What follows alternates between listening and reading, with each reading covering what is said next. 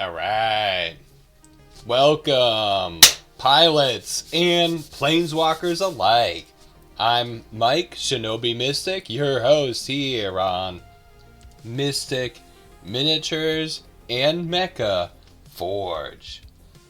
Today is the ultimate Mystic Forge crossover where we are going to take the ultimate mercenary gamble on a salvage box an opening. So it's one random throw my mech around, test its durability. One random hyphenated mech, armored core, Jaeger, call it what you will, but in this on these channels we love giant robots, mechs, and miniatures. Giant robots and small miniatures. And when you combine those together, it's gonna equal high energy. So what's up, everybody? The very special event today where the foundries are totally gonna merge. We've got a massive crossover between MysticMechaForge and Mystic Miniatures Forge. On the Mecha Forge side of things, we're looking for tactical dominance. On the miniature side, we're looking at the crisp, high quality of the plastic. And what a better way to celebrate the mercenary life than with a BattleTech Salvage Box. So, the stakes are higher than ever. If you aren't familiar, this just isn't any box. We've actually got a pool of 38 cards from which we can pull from. This miniature set, I guess it came out in June of 2024. I guess when I went to the comic book store, I just saw it on the table. I was like, oh, that looks cool. Fun and exciting. There's a mercenary crowdfunding campaign. Alright, so higher. BattleTech is the world's greatest armored combat game. Inside is one random, high-quality, fully assembled, unpainted miniature. Immediate, ready for tabletop action. Includes one Mech Warrior card and one Alpha Strike game card. Alright, and then they give you this website to go to. But there's one randomly exciting mech out of this list of 38 possible miniatures. We're talking about the inner sphere classes like the Chameleon. Ooh, it's the Chameleon. Oh, that looks awesome. Just to get excited about its notable design quirks, variations in tactical data. Who's even piloted this in the 31st century? 31st. Centaurio. I'm just reading the text real fast.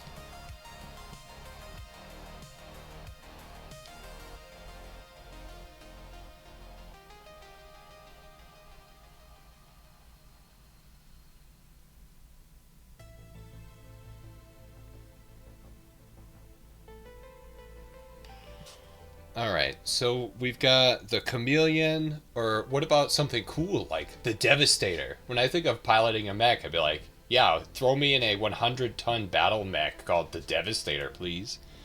There's also some other beefy variants, like, what is it, the Starslayer?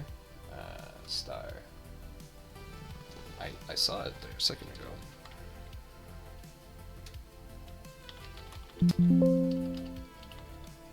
Oh, it's the second. That's why I was like looking everywhere. I was like, oh, I already did Chameleon.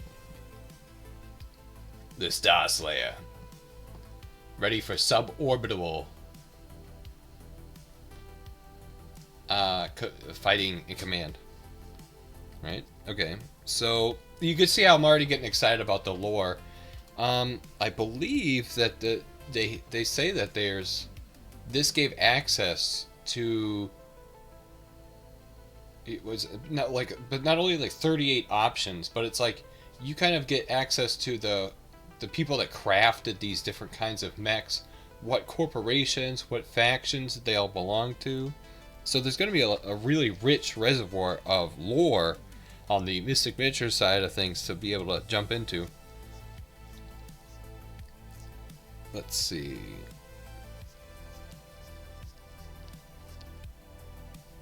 Oh, okay. Devastator. Okay, so me, personally, I think I want to try to get the Highlander, right? There can only be one. Highlander. LLC.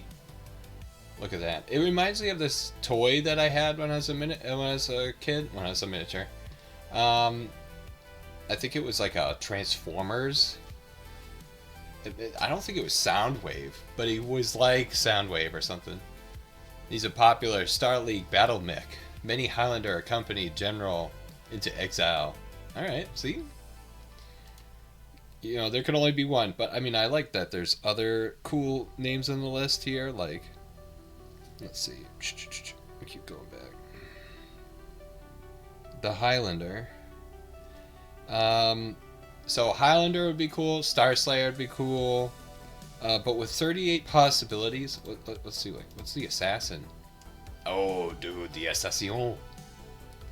Apocryphal variants. So depending on what kind of mech I get, I'm gonna try to make an on-foot character as well, and then I'll work on some kind of Mecha tabletop RPG gameplay that we could play with because I also have like Pacific Rim miniatures line.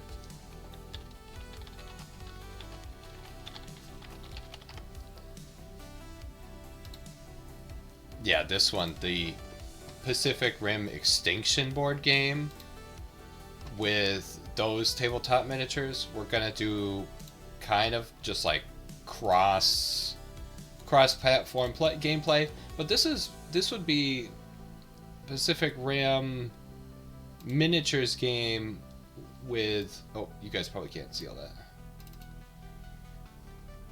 Yeah, it's because it's on the right side of the screen, which I have cut off. The Pacific Rim miniatures game. Now this really introduces the kaiju, but I guess I wanted to stick strictly mech versus mech warrior in combat. But I am going to interject that. I also have some other miniatures from, I believe, it was not Teenage Mutant, Power Rangers. And I have like another mech, I guess, artifact creature that I was going to be using for tabletop gameplay. Just didn't know how to inject it as some kind of hero of the realm or something, or variant like that. So anyway,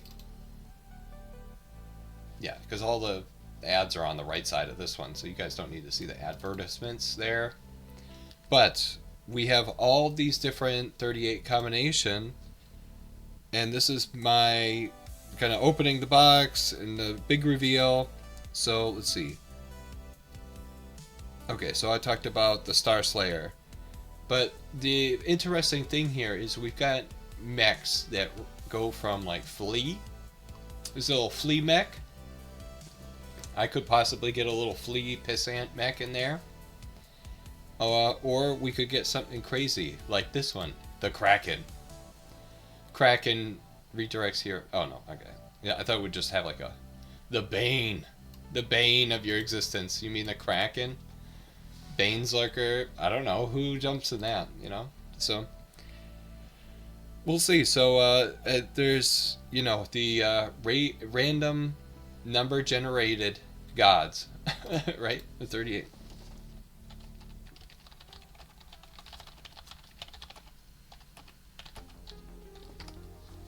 $24. Right, 1, 2.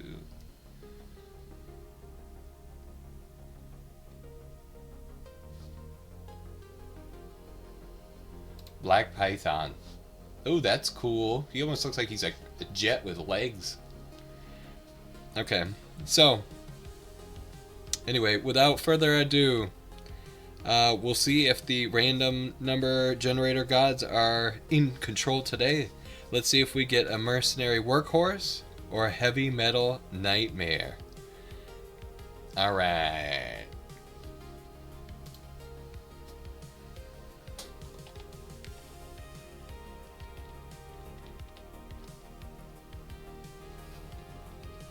Alright, so let's get into the salvage. What does this box contain? One random mech, catalyst, hire. Alright, a new Mecha journey is gonna continue on the tabletop and forever in our hearts with this battle today. So, let's see here.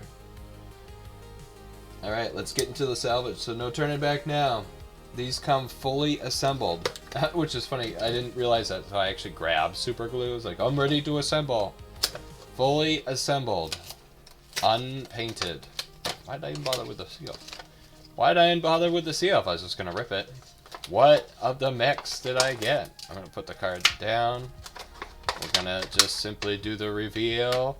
Oh, it looks like some kind of humanoid mech. So no spider mech.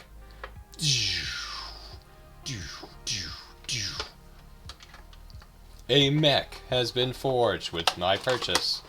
This little thing. Random mech box by the checkout counter. Yeah, I'll buy a freaking mech. I have a mech channel and a miniatures channel. Hell yeah, I'm gonna buy that. Ooh, look at that. I'm alive! Look at you, dude. Now we just need to identify you. Alright. Oh, that's gonna be cool. I like the rocket burst out of the chest cannon. Alright, we'll talk about the plastique. So we got the Blue Witch. Alright. Oh, but I think it's codename Javelin. Javelin, I like that. Roll, Striker Mech. Alright, so there we go. We get a proposed paint scheme and everything. So let's see, let's go back. We're going to look at this Javelin. It's right here. The Javelin Mech. First built in 2751 by Storm Badger Assemblies. Unlimited. See, that's what I was talking about, is getting all the different data. As a recon mech, meant to be explored as the member states of the Star League. A compromise between speed and firepower. The Javelin is fast enough to avoid engagements with heavier mechs, while still having sufficient firepower to dissuade a pursuit. In particular, the mech's maneuverability is meant that while its main function was to perform reconnaissance, the Javelin became adept at conducting ambushes, gaining a reputation for appearing out of nowhere, and giving rise to the phrase sneaky as a javelin. Alright, well, we've got a light class model mech, and it's a javelin. So that's what we're going to be working with. So here we go. Let's paint up Javelin today. Let's see. So they've got some mold lines here. It's like in the stomach area. It looks like he's wearing like a white. He's got all this like froth on his midsection. I'm looking for the.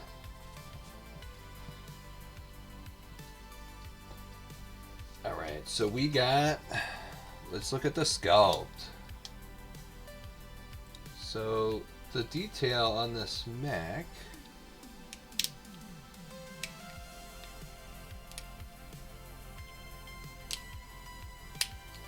They look pretty good. I'm just trying to get that crap out.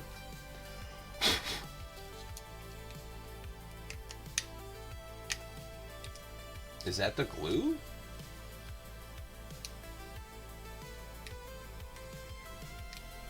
Like, did I just cut off his wang?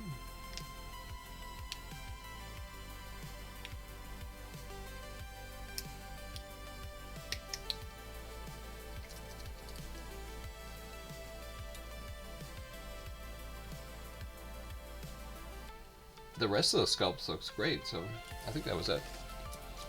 Cut that off the midsection.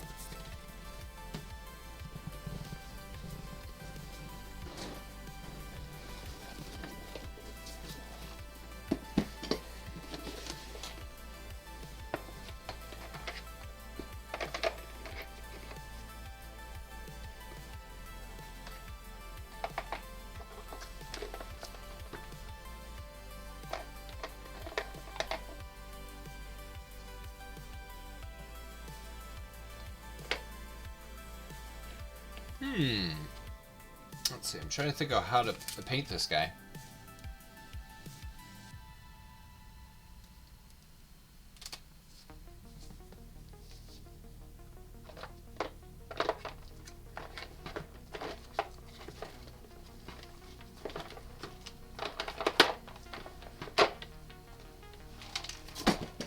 Well, I think I gotta get some metallic paint, is what I gotta do.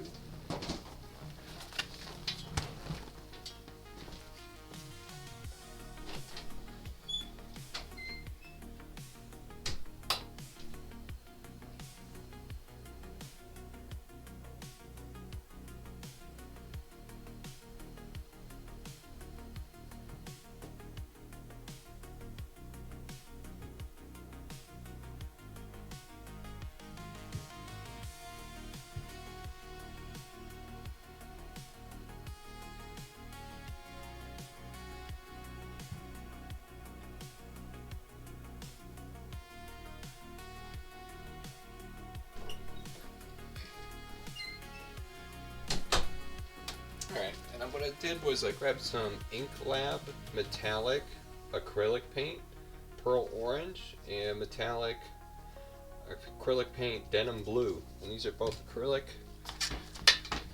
just like your other miniatures paints that we always use.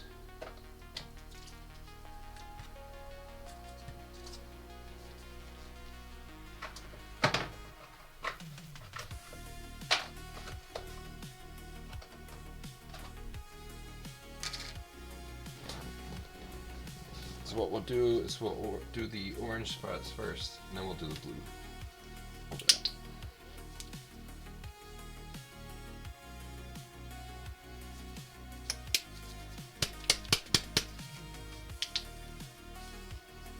Alright, so technically this thing's kind of a fast scout, so it's gonna be cool to have bright colors on it, jumping around.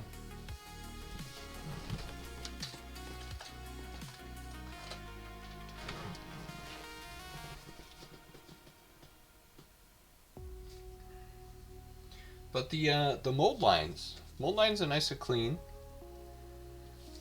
I like the way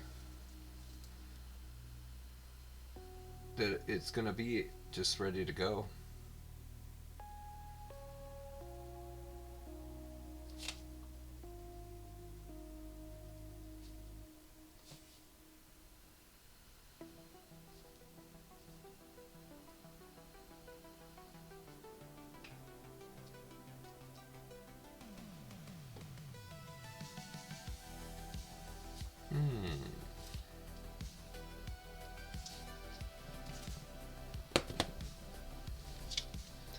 Alright, so from a hobby perspective, I like it. I think it's going to work. The mold surfaces are clean. There's a ton of surface area. And I can even do all the nice dry brushing and edging that I want to do later on, so.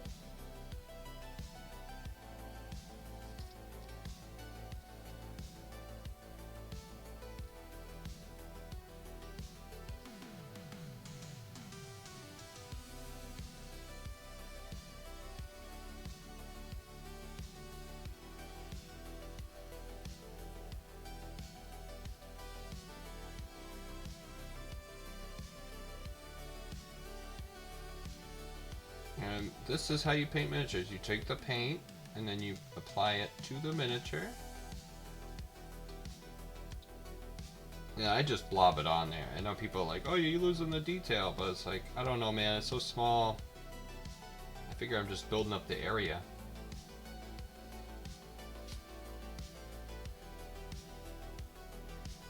So we'll give him a nice orange helmet.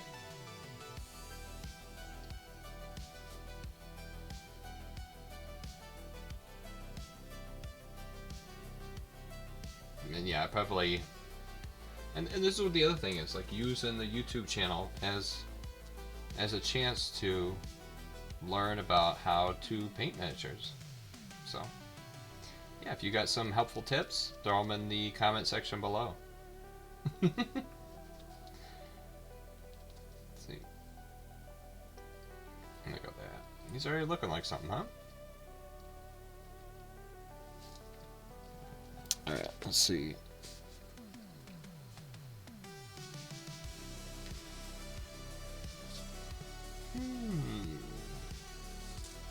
He's got some wristlets.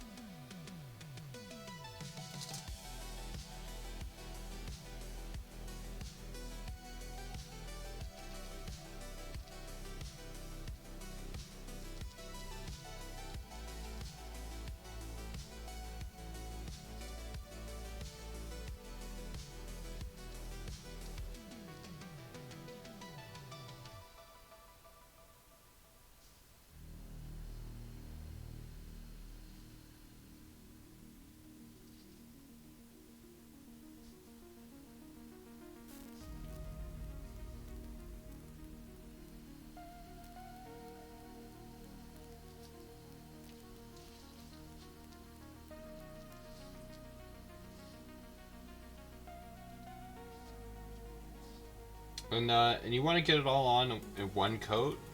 You don't want to be painting the same miniature 20 fucking times. That's the balls right there. So just make sure you just get all the paint on there the first time. Otherwise, you're gonna be spending most of your time with your hobby painting miniatures.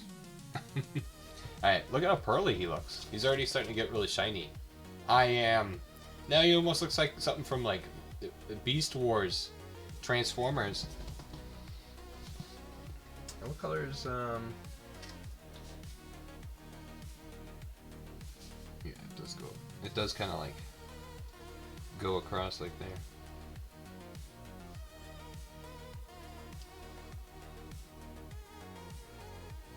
But yeah, he's looking nice and shiny.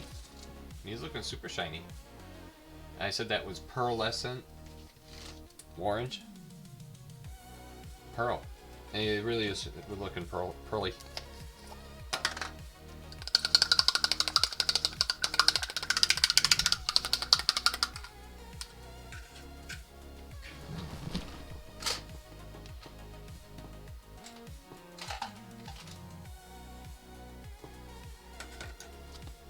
Alright, let's do it again.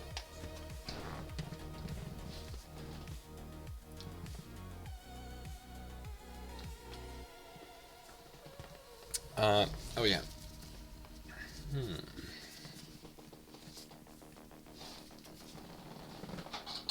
Thing is, though, this guy, the size of, he's not super huge like a mech. So you have to have those, like, on foot levels. So there's the mech, and then here's, like, a person. So they almost look like the same size. So you think about, oh, you're gonna have mech only combat, just like the spacecraft battles, mecha only. Problem is, like, some of the mecha miniatures I've got are huge. So, okay, so the one box. All right. So, but basically, what we have is he's a scout. A little scout mech. Oh. More than enough. More than enough. Especially to do it one coat. Alright. Now we just put the paint in the areas where we didn't paint before.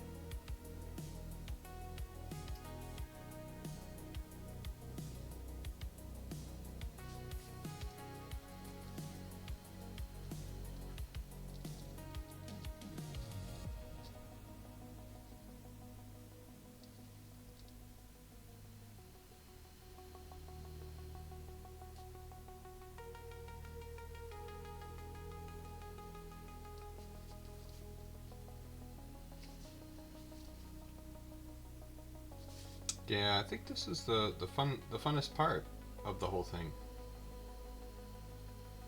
Is just making this thing all of a sudden come alive by just adding color.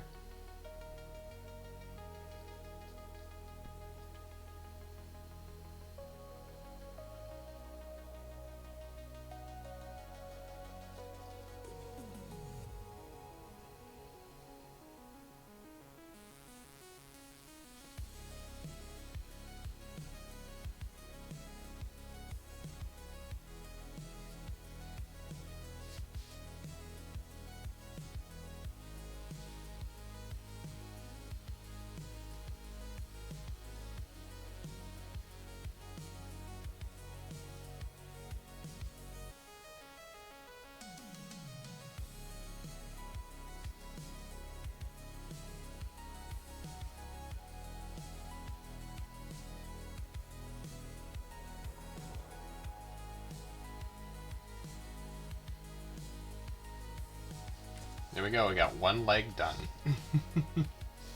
That's a leg, I'll tell you.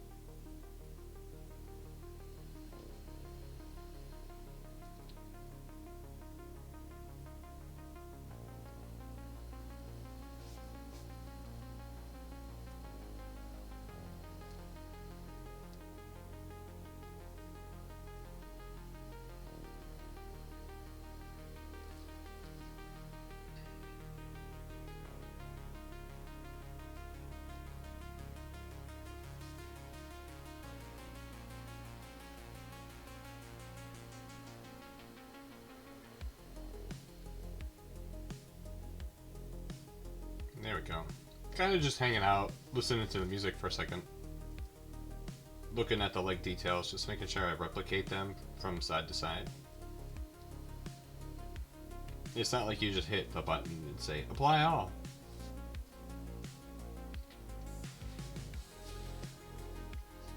Look at him, he's a quick little guy. Running the Lance. Lancelot. The Lancer. I thought Lance was yeah, it's like one of the video games. I know there's like Steel Lancers Association or something. Look at that. Look at that. He's already looking awesome. Pearl and the red. No, the blue.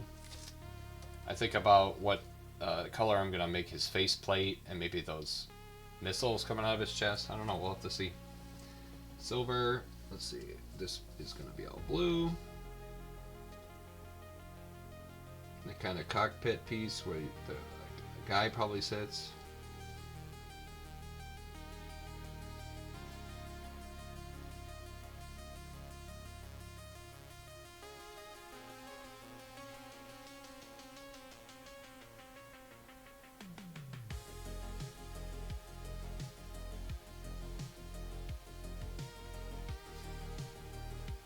Work on these arms.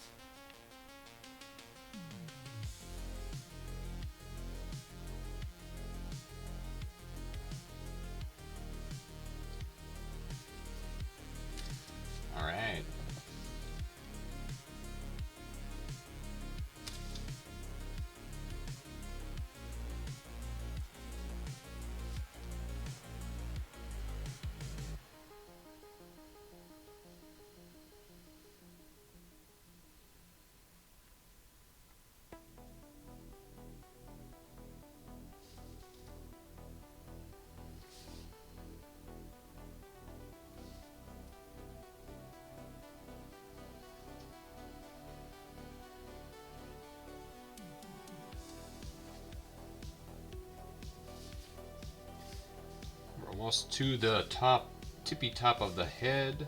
Let's paint this little bunion.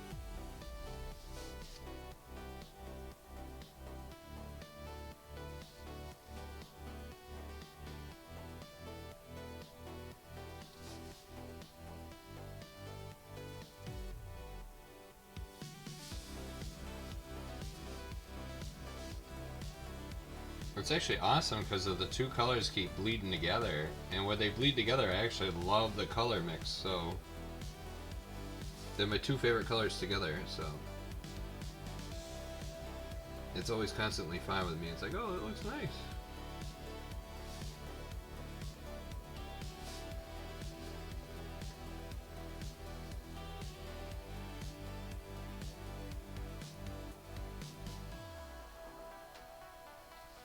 I think we've just about got it, you guys.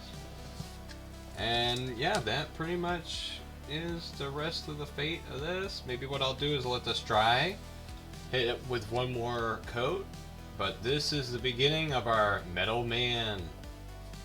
I'm still trying to think about what to do with the faceplate. Maybe the faceplate will just carefully touch.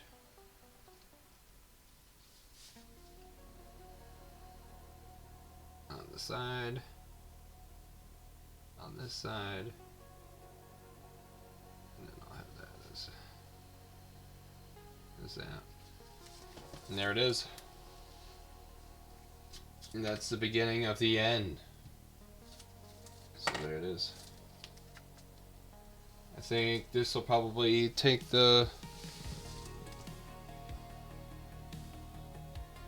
This will probably take the rest of the brunt. So, mold lines are clean.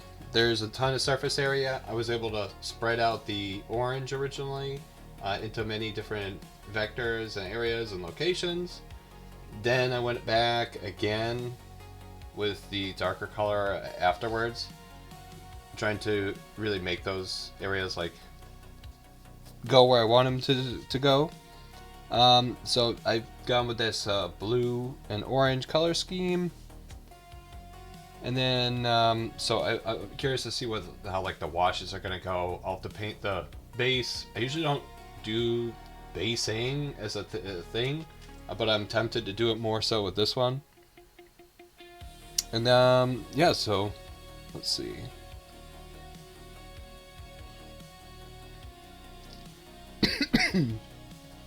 So, let's see.